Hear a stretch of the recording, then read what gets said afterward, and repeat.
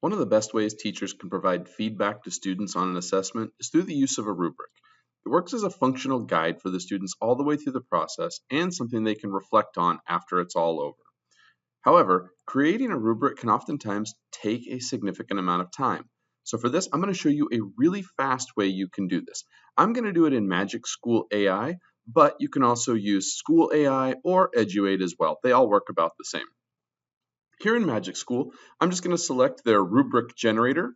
In the rubric generator, I'm just going to fill in a little bit of information. First, grade level, 10th grade. I'm going to have my students do their standard. In this case, I'm just going to put in what my task is, create a one-pager for the causes of World War I. Assignment title is World War I causes one-pager, just really simple. And then I have a description of what I want the rubric to be. Here's all the different criteria.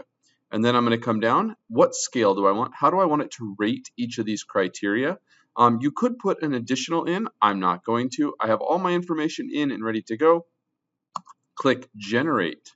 And it is very quickly going to generate a rubric based on the 3 points. And it's going to break up all of the different things that I asked it to. One, I wanted it to have content. I wanted it to do ranking, right? Because I want my students to be doing some analysis. I asked that they have a visual representation, and it's going to give me all of this stuff. The rubric is already filled out and ready to go.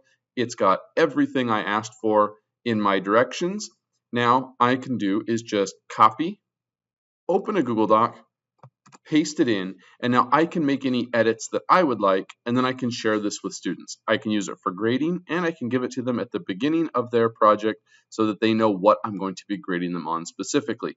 And then it allows for them to reflect as they look at their scores, and they can see where they might have gotten points taken off and what they needed to do to get the higher points for each category. I hope this helped. It's a very simple way to create and use rubrics for your classes.